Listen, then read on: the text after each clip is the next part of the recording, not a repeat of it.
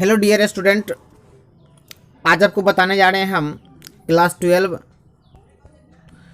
12 का most VVI objective question. दोस्तों, इससे क्या होगा, क्वेश्चन पूछा जाएगा, ठीक है ना।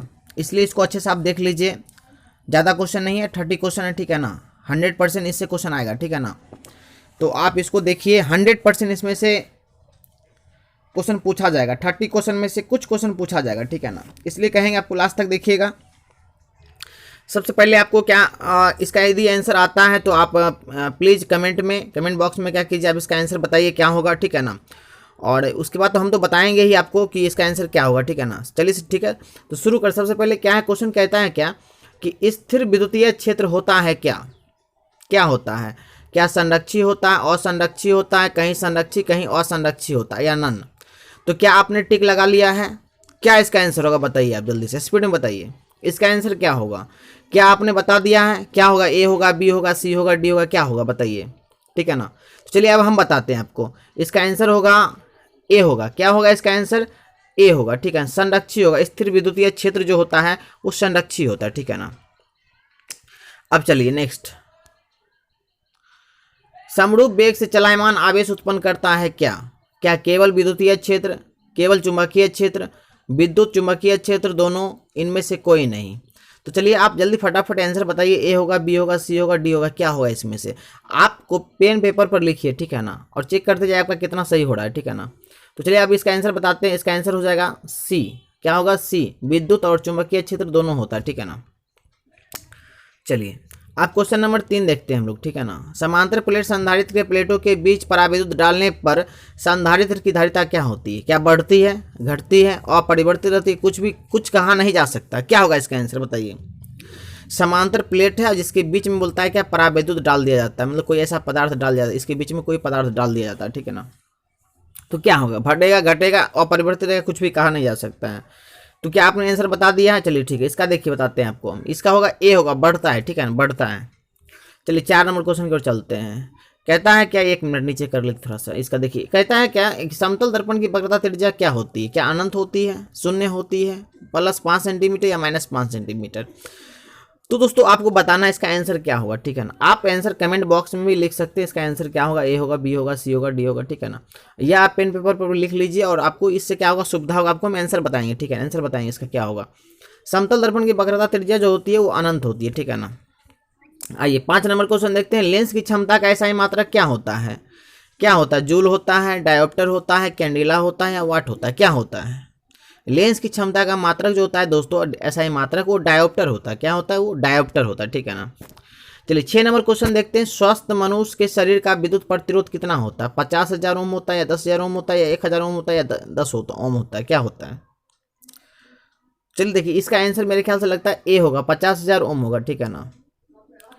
ए होगा, ठीक है ना। सारे क्वेश्चन बैंक, सारा गैस पेपर जो भी ए बता रहा है, ठीक है ना, 50,000 ओम होगा, ठीक है ना। चलिए अब आगे देखते हैं। ये 7 नंबर क्वेश्चन कहता है निकेल जो है ना क्या है, प्रतिचुंबकीय है, अनुचुंबकीय है, लौ चुंबकीय, या डी इनमें से कोई नहीं। क्या होगा दोस्तों बताइए, इसका आंसर क्या होगा। प्रतिचुंबकीय होगा, अनुचुंबकीय होगा, लौ चुंबकीय होगा, इनमें से कोई नहीं, क्या हो सकता है। तो निकेल दोस्तों क्या है, लौ चुंबकीय, क्या है, लौ चुंबकीय, ठीक है ना। चलिए आप देखते हैं नेक्स्ट क्वेश्चन की ओर चलते हैं। 8 नंबर क्वेश्चन कहता है दोस्तों, एक प्रत्यावर्त धारा की शिखर वोल्टता 440 वोल्ट है, इसकी आभासी वोल्टता कितनी होगी दोस्तों, ठीक है ना। तो इसका आंसर क्या होगा, 220 वोल्ट होगा, 440 वोल्ट होगा, या 220√2 वोल्ट होगा, या 440√2 वोल्ट होगा, क्या होगा दोस्तों। आप जल्दी फटाफट स्पीड में बताइए आंसर क्या होगा इसका, ठीक है ना। या आप पेन पेपर पर लिखिए, ठीक है ना, बराबर बोल रहे हैं आपको, ठीक है। इससे आपको याद हो जाएगा, ठीक है, सब दिन के लिए याद हो जाएगा, ठीक है ना। चलिए इसका आंसर हो जाएगा दोस्तों ये सी होगा, ठीक है, सी होगा, 220√2 वोल्ट होगा, ठीक है ना। 9 नंबर क्वेश्चन चलते दोस्तों। देखिए आपको जज कर लेना है कि 10 तक में कितना हमने सही किया है। मैंने सही कितना किया 10 तक में, ठीक है ना। फिर आगे बढ़ेंगे, फिर आप आगे जज कीजिएगा 10 तक। देखिए कहता है 9 नंबर, जब प्रकाश की किरण एक किरण ग्लास स्लैब में प्रवेश करती है तो इसका तरंगदैर्घ्य क्या होता है। इसका तरंगदैर्घ्य क्या होता है, क्या घटता है, बढ़ता है, और परिवर्तित होता है, इनमें से कोई नहीं। क्या होगा इसका बताइए। जब प्रकाश किरण ग्लास स्लैब में प्रवेश करती है तो इसका तरंगदैर्घ्य क्या होता है, घटता है, बढ़ता है, और परिवर्तित रहता है, इनमें से कोई नहीं। क्या होगा बताइए फटाफट। चलिए हम बताते हैं आपको, घटता है, ठीक है ना। आप आंसर मिला लीजिएगा, ठीक है ना। 10 नंबर कहता है आयाम मॉडलन सूचनांक का मान क्या होता है। 0 होता है हमेशा, 1 और इन्फिनेटिव के बीच में होता है। क्या 0 तथा 1 के बीच में होता है, हमेशा इन्फिनेटिव होता है। क्या होता है आप सोच के बताइए फटाफट स्पीड में, सोच लिए आप। चलिए इसका आंसर हम बता रहे हैं, ये होगा सी होगा, ठीक है ना। तो देखिए आप जज कीजिए कि 10 में से कितना आपने सही किया है। यदि 10 में से आपका 8 भी सही हो रहा है ना, इसका मतलब आपका तैयारी अच्छा चल रहा है, मतलब आप अच्छे स्टूडेंट हो, ठीक है ना। अपने आप को मानो अच्छे स्टूडेंट, 10 में से 8 सही कर रहे हो, ठीक है ना। और 10 में से 10 सही कर रहे हो तो इसका मतलब सुपर स्टूडेंट, अच्छे स्टूडेंट हो, एकदम बहुत अच्छा चल रहा है, जीनियस हो आप, अच्छा तैयारी चल रहा है आपका, ठीक है ना। आइए फिर से 10 नंबर, आप 10 क्वेश्चन फिर से देखेंगे, 11 से 20 तक देखेंगे, ठीक है ना। यदि प्रत्यावर्त धारा तथा विद्युत वाहक बल के बीच फाई कोण का कलांतर हो, शक्ति गुणांक क्या होगा? तो दोस्तों शक्ति गुणांक यहाँ देखिए ऑप्शन दिया गया tan phi, cos square phi, sin phi. इसका क्या होगा आंसर?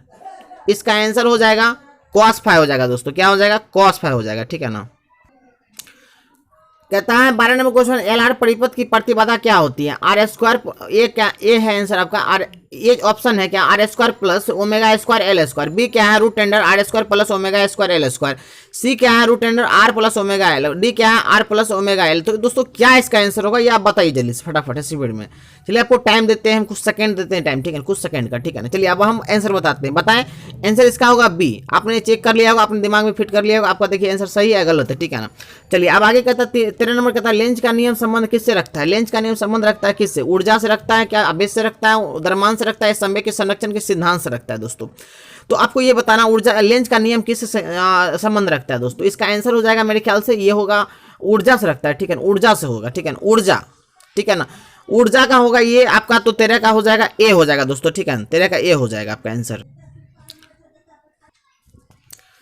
दोस्तों। 14 नंबर क्वेश्चन है ताप बढ़ने के साथ अर्धचालक का प्रतिरोध क्या होता है? बढ़ता है, घटता है, कभी बढ़ता है और कभी घटता है, या अपरिवर्तित। तो दोस्तों ताप बढ़ने पर अर्धचालक का प्रतिरोध घटता है। एल आर परिपथ की शक्ति गुणांक जो होती है वो क्या होती है? ए बी सी डी, क्या होगा दोस्तों बताओ। इसका आंसर आपको बताते हैं हम, बी हो जाएगा, ठीक है ना। अब 16 नंबर कहता है एम्पियर घंटा मात्रा किसका है? शक्ति का है, आवेश का है, ऊर्जा का है, विभवांतर का है, किसका होगा दोस्तों? एम्पियर घंटा जो मात्रक है वो आवेश का होता है, क्या होता है? आवेश का दोस्तों।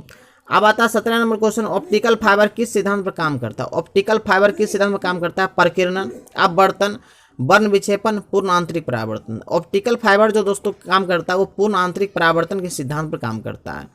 18 नंबर तप्त तार एमीटर मापता है प्रत्यावर्त धारा का क्या? उच्चतम मान, औसत मान, मूल औसत वर्ग मान, या ना इनमें से कोई नहीं। इसका आंसर क्या होगा दोस्तों? इसका आंसर हो जाएगा मेरे ख्याल से सी हो जाएगा, ठीक है ना। आप देख लो, ठीक है ना। चलो अब 19 नंबर कहता है एक निकट दृष्टि दोष से ग्रसित व्यक्ति स्पष्ट देखने के लिए व्यवहार करता है किसका? उत्तल लेंस का, अवतल लेंस का, बेलनाकार लेंस का, द्विफोक्सी लेंस का। तो इसका आंसर हो जाएगा दोस्तों निकट दृष्टि दोष वाले व्यक्ति जो है ना इस्तेमाल करते हैं अवतल लेंस का करते हैं।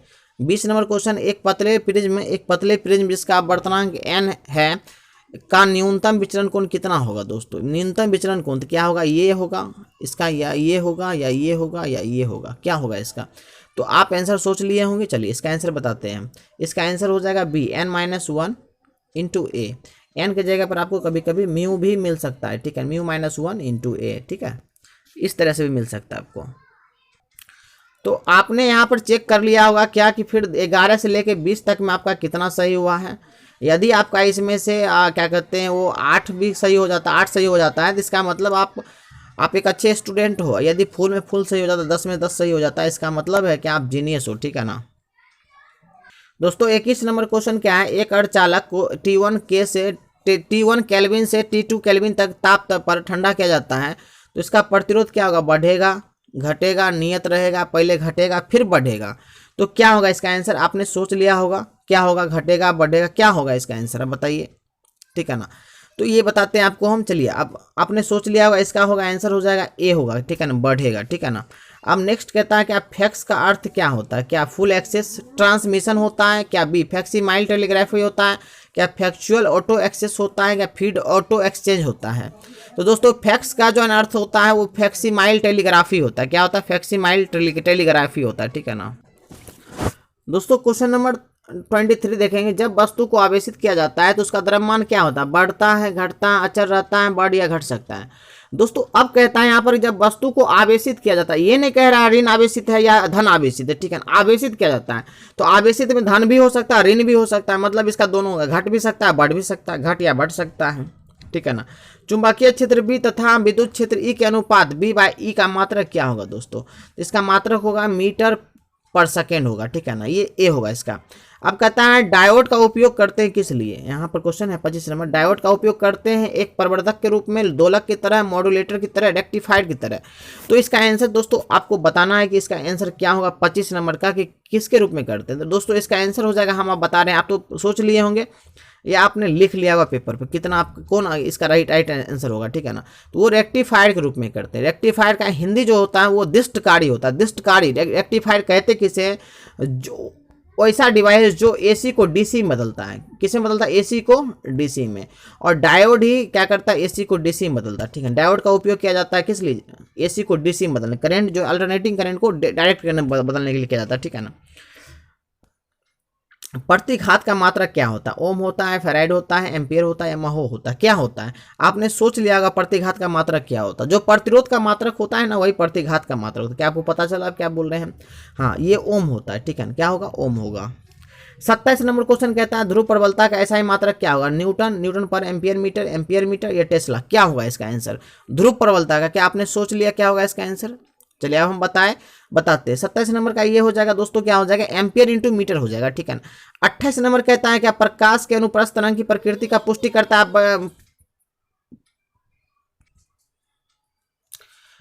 28 नंबर क्वेश्चन, प्रकाश के अनुप्रस्थ तरंग प्रकृति की पुष्टि करता है क्या, व्यतिकरण, परावर्तन, ध्रुवन, वन विक्षेपण। दोस्तों आपने समझ लिया होगा इसका आंसर क्या होगा। आप यदि इसको देखे होंगे, आप जरूर इसको आप यदि देखेंगे, बहुत ज्यादा प्रसिद्ध क्वेश्चन है, ठीक है ना। इसका हो जाएगा दोस्तों ध्रुवन हो जाएगा, ठीक है ना। 29 नंबर, नॉर गेट के लिए बुलियन व्यंजक क्या होता है। नॉर गेट के लिए बुलियन व्यंजक क्या होता है दोस्तों, क्या होता है, ये होगा या ये होगा या ये होगा या ये होगा, बताइए क्या होगा। नॉर गेट के लिए दोस्तों ये होता है, ठीक है ना।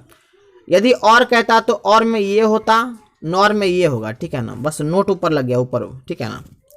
यदि एंड कहता तो ये होता, नेंड कहता तो ये होता, ठीक है ना। इसका आंसर आप क्या होगा, फाइनली आंसर बता देते हैं आपको, ये बी होगा, ठीक है ना, इसका नॉर गेट का।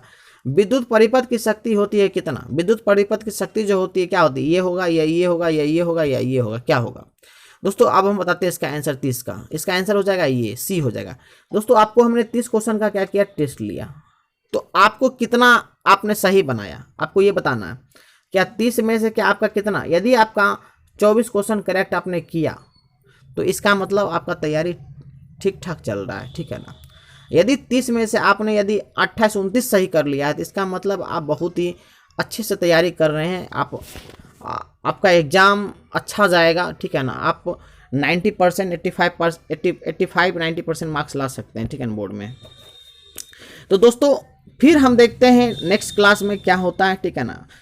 कोशिश जारी है, हम तो डेली अपलोड कर रहे हैं वीडियो, डेली डेली अपलोड किया जा रहा है, डेली अपलोड किया जा रहा है वीडियो, ठीक है ना। ऑब्जेक्टिव सब्जेक्टिव जहाँ तक हो सकता है वहाँ तक हम हेल्प आपको कर रहे हैं, ठीक है ना।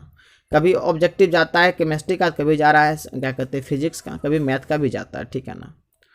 तो फिर मिलते हैं नेक्स्ट वीडियो में दोस्तों। आशा करते हैं कि आपको अच्छा लगा होगा, और अच्छा लगा होगा तो फिर लाइक कर दीजिएगा, अच्छा नहीं लगा होगा तो डिसलाइक कर दीजिएगा, ठीक है ना। और इसी प्रकार के देखने के लिए बस आप बने रहिए चैनल पे। यदि आप नए हैं तो चैनल कर लीजिए सब्सक्राइब, और अपने दोस्तों के बीच में भी शेयर कर दीजिएगा, ठीक है ना। और नोटिफिकेशन ऑन कर लीजिएगा, जिससे जब भी वीडियो डालेंगे सबसे पहले आपको नोटिफिकेशन मिलेगा और आप देख सकते हैं।